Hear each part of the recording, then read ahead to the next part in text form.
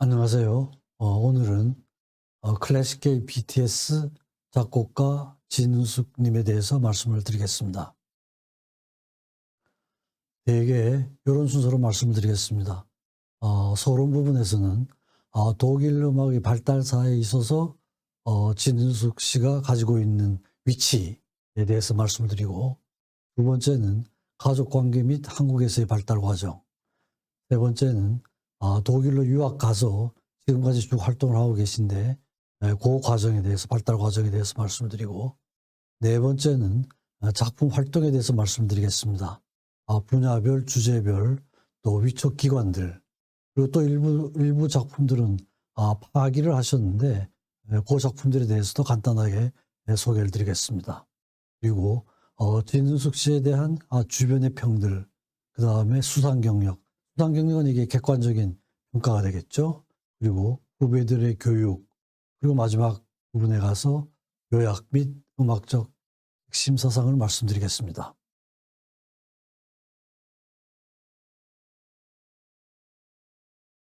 제1파트에서는 독일의 음악사와 가족관계 및 한국에서의 발달 과정에 대해서 간단하게 말씀을 드리겠습니다.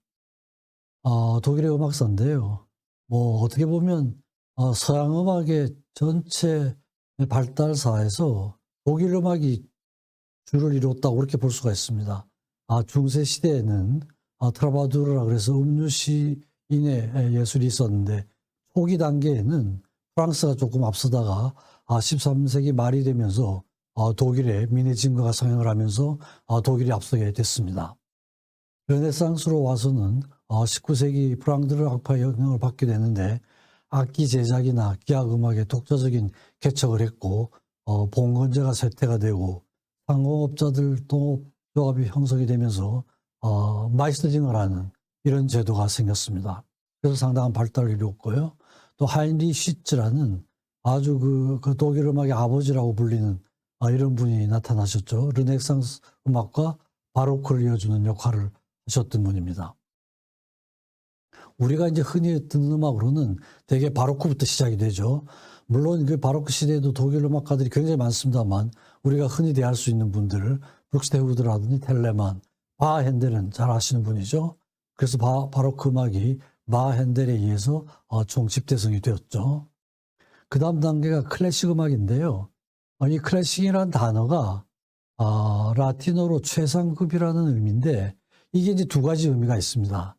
넓은 의미로는 전체 음악을 다 클래식이라고 그러죠. 그 다음에 좁은 의미로는 요 클래식 시대, 바로크 클래식 기간, 요 한 시대를 나타냅니다. 근데 이 시대에 모든 음악이 거의 완성이 되고 정리가 됐기 때문에 이 클래식 기간의 음악을 전체 클래식으로 쓰는 겁니다. 여기에 이제 만화의 막바가 있고요. 그 다음에 글록이라는 사람이 있어서 오페라 개혁을 했고, 바하의 아들들이 또 다수 뛰어났었죠. 아들들이 이 시대를 이루고 있고, 잘 아시는 하이든, 모차르트, 베토벤, 비엔나 3인방이라고 그러죠. 그래서 이분들이 고전주의를 완성을 하고 꽃을 피운 그런 분들이죠. 다 이제 독일, 오스트리아에 계시던 분들입니다. 다음으로 이어지는 음악이 낭만주의죠. 낭만주의는 초기, 중기, 후기로 나누는데, 이 낭만주의도 주권을 가지고 한 나라가 독일입니다. 호프만, 웨버, 슈베르트, 초기 낭만주의죠. 중기 낭만주의는 맨델스존, 쇼팽, 슈만, 다 독일 분들이죠. 후기 낭만주의는 신낭만주의라고도 하는데요. 바그너, 요한 스트라우스, 브루크너, 요한 스트라우스 부자죠. 마을러, 이런 사람들이 해서 발달이 됐고, 또 신고전주의라고 그러는데, 근데 브라함스는 시대적으로는 후기 낭만주의에 속하지만 음악적인 경향은 고전주의를 쫓아갔던 사람입니다. 특히 베토벤의 뒤를 이었던 사람이죠. 그래서 신고전주의, 힌데미스, 이렇게 이제 분류를 하고 있습니다. 근대음악, 독일, 오스트리아의 근현대음악으로 와서는 리하이드 스트라우스나 쇤베르크, 안톤 베베른, 알반 베르크, 카롤프 이렇게 되죠. 쇤베르크, 안톤 베베른, 알반 베르크는 이 사람이 이제 현대의 비엔나 3인방 이렇게 얘기합니다. 고전주의 하이든, 모차르트, 베토벤에 해당하는 사람들로 이렇게 평가를 받고 있어요. 쇤베르크, 안톤 베베른, 알반 베르크, 하롤프. 그 다음에 이제 윤희상. 이분은 내가 나중에 다시 한번 말씀드릴 기회를 갖도록 하겠습니다. 윤희상 그 리게티 죄르지. 이게 이제 오늘 말씀드리고자 하는 진은숙 이 선생의 스승입니다.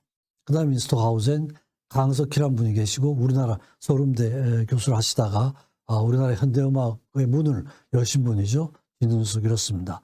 그래서 제가 이렇게 말씀드리는 건 윤희상, 이 강석희, 진은숙 이런 분들이 이 앞에 있는 이런 분들하고 비중이 같다는 거예요.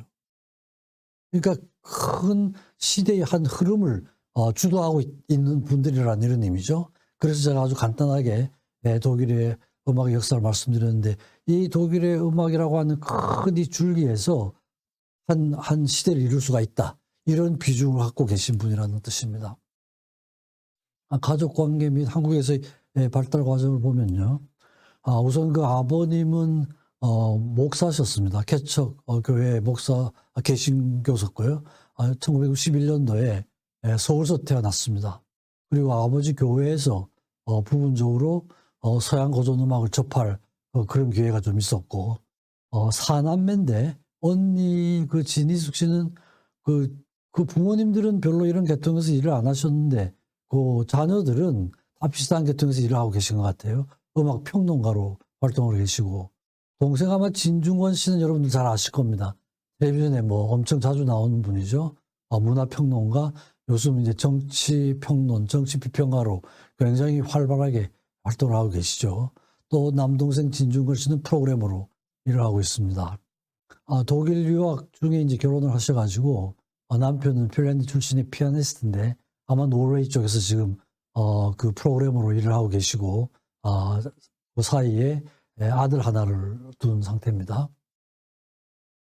좌측에 이분이 이제 진중권 씨죠. 지금 정치 평론으로 상당히 활발하게 활동을 하고 계시고 우측에 이제 진은숙 작곡가입니다. 초등학교 6학년 때 아마 선배 누가 이 음악제 대한민국 민국 음악제를 갔는데 그때 그 우리나라 그 음악 현대 음악이 초연이 됐던가 봐요. 근데 아마 그게 그렇게 낯설게 느끼지가 않고 현대 음악인데도 비교적 가깝게 느끼면서 멜로디나 화성, 리듬 이런 걸 아주 무시해도 음악이 가능하구나 이런 생각을 갖게 됐다고 그럽니다.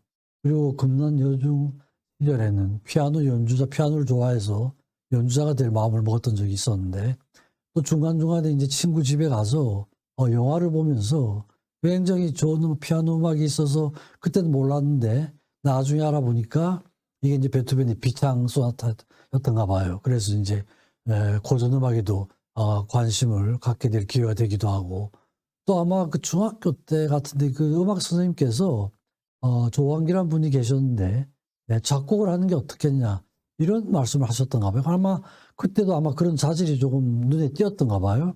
그래서 그 선생님 말씀을 듣고 중학교 1학년경에 작곡가가 되기로 마음을 먹었던 이런 역사가 있습니다. 그래서 대학 입학하기 전에는 주로 혼자서 작곡 누가 특별하게 작곡을 가르쳐준 분은 없었던 것 같고 작곡 공부를 하셨고 또 이제 그 악보 옛날 그 작곡가들이 악보를 사가지고 그걸 이제 구해서 필사하는 이런 식으로 공부를 했던 것 같아요. 그래서 서울대 작곡과에 입학을 했고 입학하고 나서도 또 현대음악가들의 그런 악보를 필사를 하면서 공부를 했고요. 대학 들어와서 이제 본격적으로 유럽 현대음악을 접할 이런 기회를 가졌던 것 같습니다. 그래서 대학 들어와서는 김광희, 강석희 선생님 아마 주로 현대음악은 이 강석희 이분한테서 배운 것 같습니다. 근데 학생 때도 캐나다 그 세계음악제 거기에서 이제 작곡으로 입선을 하기도 하고 네덜란드의 가우데 아무스 작곡돼서 이건 굉장히 역사가 오랜 작곡상인데요. 아마 대학 4학년 때 상을 받은 이런 그 경력이 있습니다. 그러니까 아마 상당히 이게 공부를 한 연한에 비해서는 일찍부터 좀 두각을 드러냈던 그런 역사가 있습니다. 그래서 이제 주된 선생님이 두 분인데 강석희 선생님하고 좀 이따 말씀드릴 그 리게티 제르지라는 분인데 이 그 진혁수님의 음악을 이해를 하려고 그러면은 아마 선생님들의 그 경향이 어땠는지 이런 건 조금 알아야 될 것 같아요. 그래서 간단하게 좀 소개를 드리겠습니다. 강석희 선생님은 서울대 교수를 하셨는데 진숙하고는 스승 제자의 관계죠.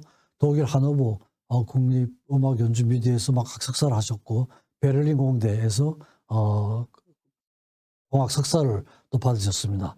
우리나라 현대음악의 역사라고 할 수 있는 분인데 최초의 전자음악 원색의 향연을 작곡을 하셔서 발표를 하셨고 88 올림픽 때는 음악 감독을 맡으셨습니다.